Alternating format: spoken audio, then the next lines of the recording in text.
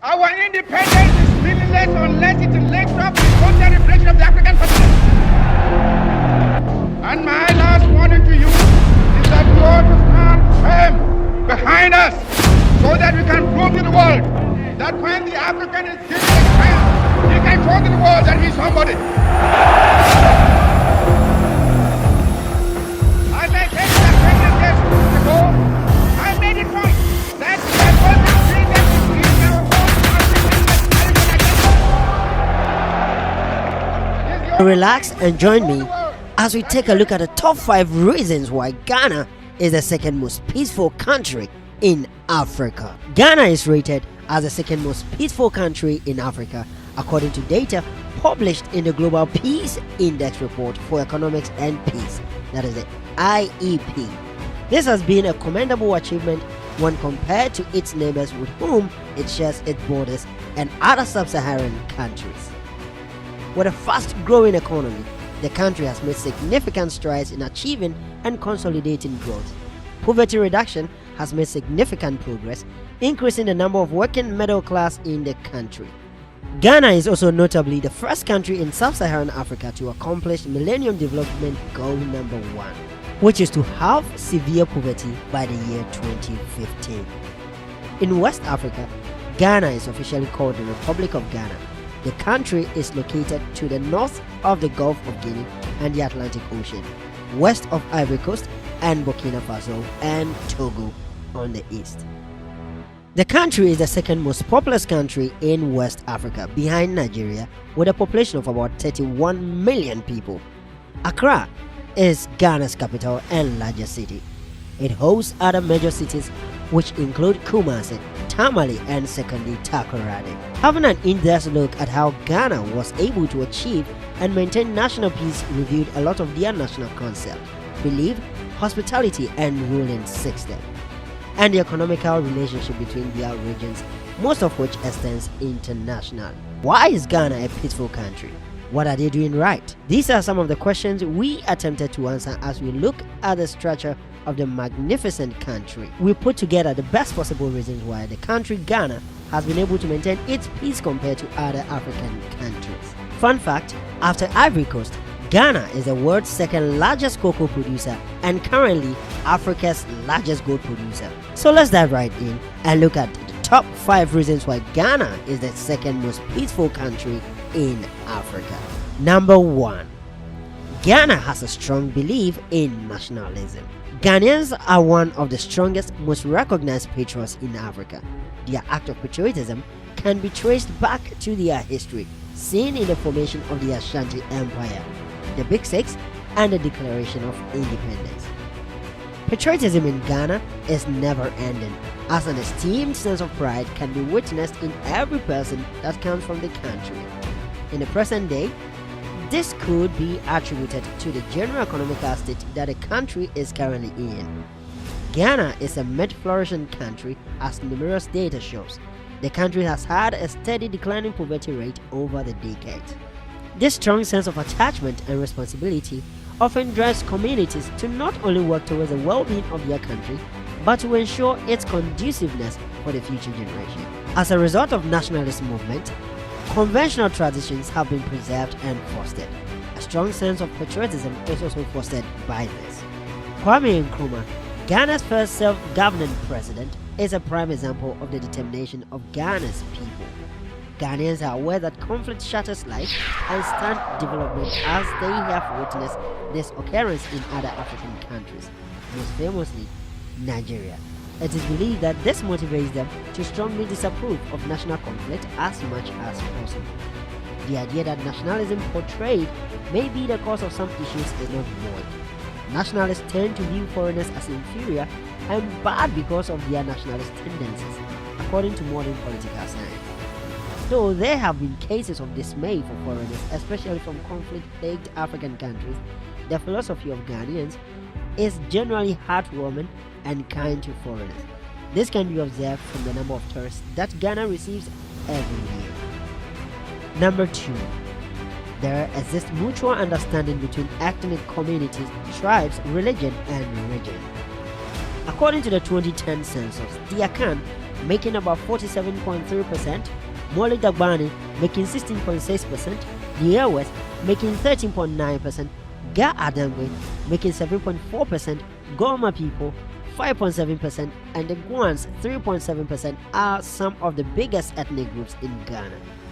Ghana, like most countries, is home to people of various ethnicities, religions, languages, cultures, and beliefs. Each group's identity prides itself in its own tribal and cultural customs, practices and traditions that date back hundreds of years. Though the diversity in their way of life can easily become elements of tribal conflict, the inhabitants of Ghana have learned to peacefully live side by side. It is extremely common for people of the Akan, Ga, and Ewe tribes to enjoy each other's traditions, cuisines, and culture. Intertribal marriage, businesses, diverse political representation are common practices in Ghana. However, as a second most peaceful country in Africa, Ghana is not a perfect country. There is a large spectrum of room for improvement in these issues. Common causes of tribalism keep arising among locals. There have also been accusations that politicians tend to favor communities associated with their tribes far better than others. All these issues are problems that the country hopes to eradicate shortly, as they have been synonymous with major disruptions, riots, and civil unrest if ignored. Number 3. Ghana have had a history of great leaders and good governance. Unlike some other African countries, Ghana has had great luck in the selection of its leaders, right from its liberation from colonial rule, starting from its first democratically elected president, Kwame Nkrumah. Each president elected tends to hold the interests of the citizens at heart.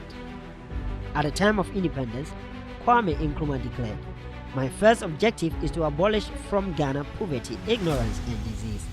We shall measure our progress by the improvement in the health of our people, by the number of children in school, and by the quality of their education, by the availability of water and electricity in our towns and villages, and by the happiness which our people take in being able to manage their affairs. The welfare of our people is our chief pride, and it is by this that we all will be judged." Unfortunately, his reign was short-lived as he was overthrown in a coup d'etat. The presidential seat was taken by Joseph A. Ankara, whose leadership role was also short-lived. From 1966 until 1981, Ghana was controlled by a succession of alternating military and civilian governments, many of which were characterized by economic instability. From 1966 until 1981, Ghana was controlled by a succession of alternating military and civilian governments, many of which were characterized by economic instability. In the ascent to power of Flight Lieutenant Jerry John Rawlings, structural adjustments were negotiated and plans that altered many previous economic practices, and by the mid-1980s, the economy had recovered. Aside from economic growth, Ghana has achieved significant progress in areas such as good governance, youth empowerment, and gender equality. To foster an inclusive society, important pieces of necessary legislation have been adopted, and institutional structures have been strengthened. Number 4. Tackling corruption rates among the political system and security officials have been Ghana's top priority. Evidence demonstrates that conflict occurs in locations where people don't trust the police or have access to justice, and where corrupt elites steal people's chances at a decent life. In Ghana, the police are respected in most parts of the country, with an estimated 6 out of 10 people currently supporting the current police system and its proclaimed achievements so far. Political instability and bribery are variables taken into account in these indexes. Due to the arguably low to the medium occurrence of such, the economy of Ghana hasn't been drastically affected. However, this ordeal does hinder aspects in the life of the middle class and the poor citizens, as study has shown they pay them more. In general, corruption is stifling Africa's economic, political, and social growth. It is a serious impediment to economic progress. Effective governance and basic freedoms like freedom of expression and the ability of individuals to hold governments accountable. Ghana has acknowledged that corruption runs in its system and has assured its citizens it will work towards eradicating it in the nearest future. Ghana has had publicized cases of bribery and corruption from notable people, including a famous expose handled by renowned journalist Anas Aremiao Anas. Number 5. Ghana has had a series of peaceful transition of political power. Another admirable feature of the country is its peaceful transfer of political power among various government entities. As witnessed in many African nations, failure to do so has been one of the primary reasons for national crises, civil wars, and violent coup d'etats. Though Ghana has had several coup attempts in the 1900s, the beginning of the 21st century has been rather different in comparison. Peaceful elections were conducted around the country, with the winner ruled as the President of the Republic of Ghana.